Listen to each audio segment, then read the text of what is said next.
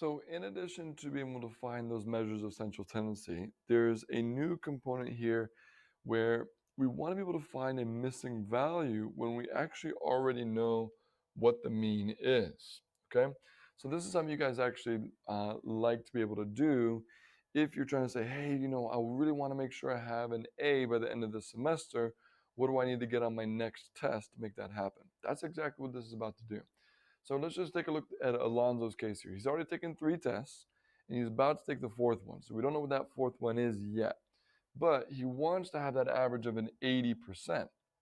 So what does he need to score on this 4th test to get that 80? Well, he's already scored a 78, an 82, and a 67. So those are the ones we already know. Our game plan is this. We're going to take those 3 tests and we're going to add them together. We have to add up the ones we already know because we have our 4th test as x. We don't know how much that's been.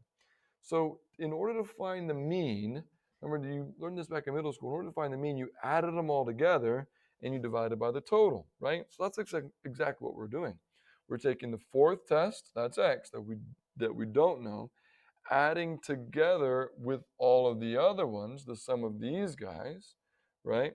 And so when we add all of those together, we then can divide that by the total.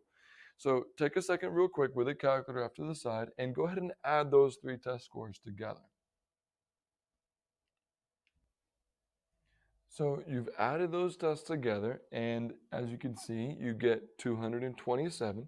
So you take x plus 227, and now we divide that by the total number of tests.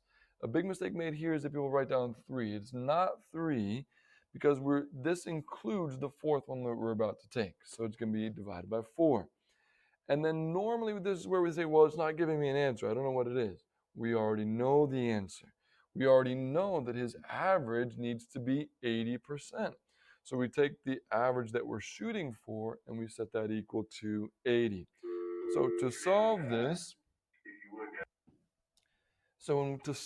we just solve it the same way we've always solved equations. We have a fraction here. The way we get rid of a fraction is we multiply by that denominator. So I'm going to go ahead and multiply by 4 on both sides.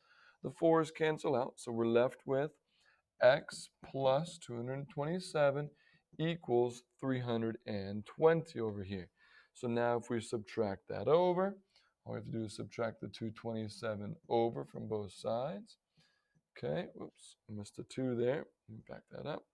Okay, so if we subtract 227 from both sides, we're now left with this cancels out. So we're left with x equals, we subtract the 227, that'd be 300 minus 7 more. So we're left with 93, right? So we have to score a 93%. Alonzo's got his work cut out for him.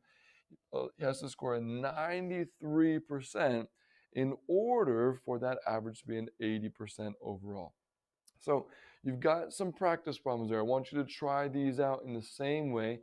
You know your mean needs to be 52. What are you going to get here? Or maybe with Sarah. Sarah wants an average of 85. How does she get that average of 85? Give these practice problems a shot.